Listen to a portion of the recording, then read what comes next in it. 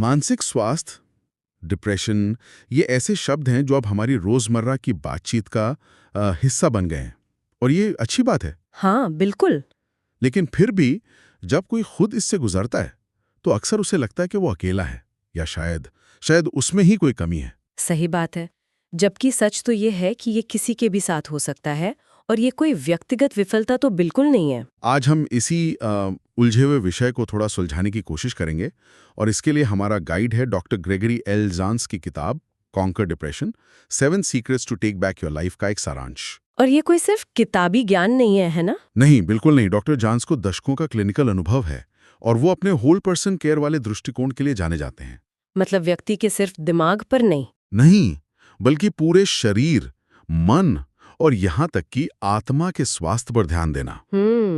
तो आज हमारा मिशन यही समझना है कि डिप्रेशन से निपटने का ये समग्र नजरिया आखिर है क्या? ये कोई एक जादुई गोली के बारे में नहीं है। नहीं। बल्कि जीवन के अलग अलग पहलुओं में स्थायी आदतें बनाने के बारे में है। बिल्कुल। और किताब का मूल विचार भी यही है।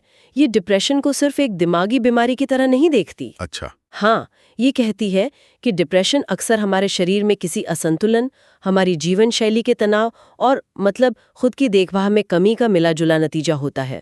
तो लक्ष्य सिर्फ बेहतर महसूस करना नहीं है, बल्कि स्थायी आदतों के जरिए खुद को सशक्त बनाना है। तो चलिए शुरू करते हैं। पहले रहस्य को खोलते हैं, और ये थोड़ा चौंकाने वाला है। ये दिमाग से नहीं, पेट से शुरू होता है। पोषण और हाइड्रेशन। हाँ, ये बहुत दिलचस्प है। किताब कहती है कि हम जो खाते हैं उसका सीधा असर हमारे मूड को कंट्रोल करने वाले न्यूरोट्रांसमीटर पर पड़ता है। बिल्कुल। इसमें कुछ बहुत सीधी सिफारिशें हैं, जैसे प्रोसेस्ड फूड के बजाय साबुत खाद्य पदार्थ चुनना, चीनी और शराब कम करना, और ओमेगा 3, विटामिन बी जैसे पोषक तत्वों को शामिल करना। और यहाँ एक कमाल की बात है, किताब इसे इलाज की तरह नहीं, बल्कि एक सबसे जरूरी नींव के रूप में देखती है। नींव? हाँ, नींव। अगर हम दिमाग को सही ईंधन दे रहे हैं तो हम भावनात्मक स्थिरता के लिए एक मजबूत आधार तैयार कर रहे हैं। अगला रहस्य भी उतना ही शारीरिक है, व्यायाम।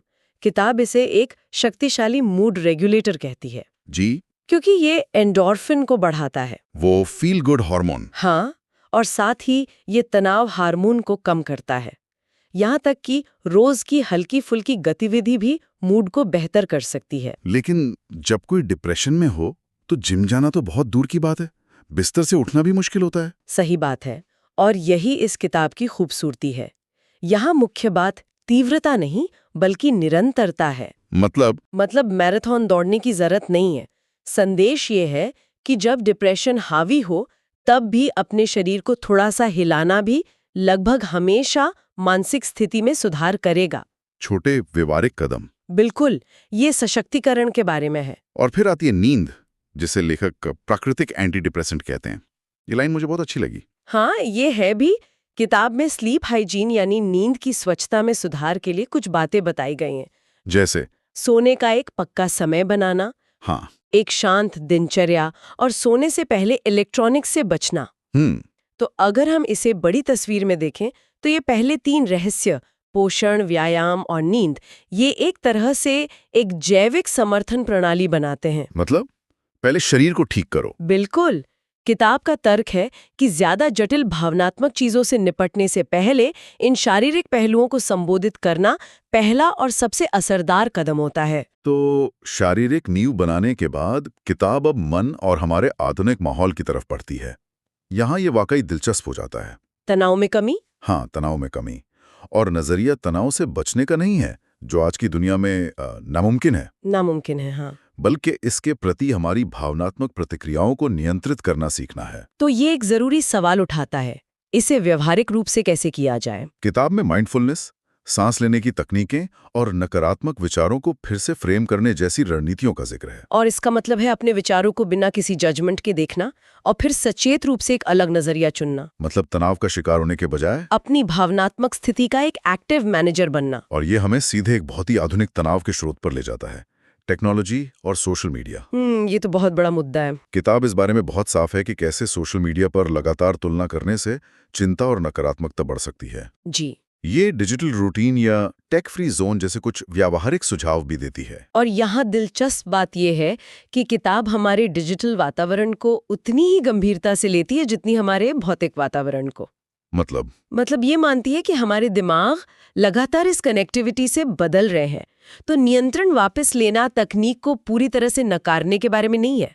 तो फिर क्या है? ये इसका सचेत रूप से उपयोग करने के बारे में है। ये सिर्फ लोगों के साथ ही नहीं बल्कि अपने उपकरणों के साथ भी सीमाएं तय करने जैसा है। किताब के आखिरी 2 रहस्य ज्यादा गहरे और व्यक्तिगत लगते हैं। इसमें सोल केयर और आध्यात्मिक कल्याण की बात की गई है। ये सिर्फ धर्म के बारे में तो नहीं है ना? नहीं, बिल्कुल नहीं। स्रोत इस बात पर जोर देता है कि इसका मतलब अलग-अलग लोगों के लिए अलग-अलग हो सकता है। जैसे किसी के लिए ध्यान करना, जीवन में एक सार्थक उद्देश्य खोजना, जर्नलिंग या किसी सामुदायिक काम में हिस्सा लेना। अच्छा। मूल विचार यह है कि इंसानों को जुड़ाव और उद्देश्य की भावना की जरूरत होती है। ये समग्र दृष्टिकोण बताता है कि मानसिक स्वास्थ्य हमारे अस्तित्व के स्वास्थ्य से जुड़ा हुआ है। तो इस सब का क्या मतलब हुआ? आखिरी रहस्य जीवन शैली संतुलन और स्थायी आदतें सब कुछ एक साथ लाता है। हाँ, ये एक तरह से संश्लेषण है। इसमें सहायक रिश्ते बनाने, आत्म देखभाल को जरूरी बनाने और जरूरत पड़ने पर पेशेवर मदद लेने का भी जिक्र है। बिल्कुल। और ये इस बात पर जोर देता है कि ये 7 रहस्य कोई चेकलिस्ट नहीं है जिसे एक बार पूरा कर लिया और काम खत्म। तो फिर ये क्या है? ये एक नई संतुलित जीवन शैली के लिए एक रूपरेखा है।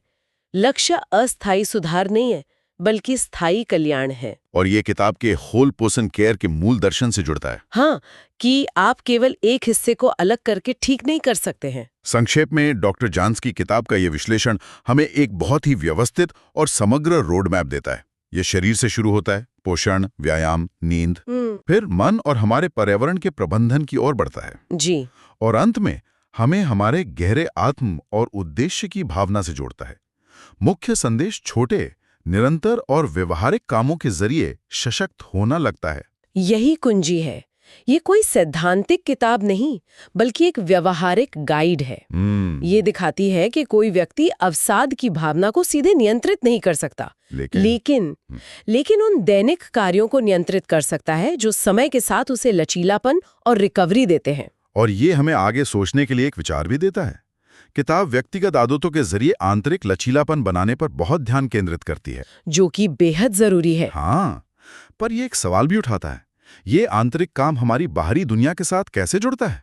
अच्छा सवाल है। एक बार जब ये मूलभूत आदतें स्थापित हो जाती हैं, तो वे किसी व्यक्ति के अपने समुदाय, अपने काम और उन बड़ी सामाजिक संरचनाओं के साथ जुड़ने के तरीके को कैसे बदल सकती हैं, जो मानसिक स्वास्थ्य को भी प्रभावित करती हैं। मतलब ये आंतरिक शक्ति बाहरी दुनिया में बदलाव का जरिया कैसे बन सकती है? ये वाकई सोचने वाली बात है।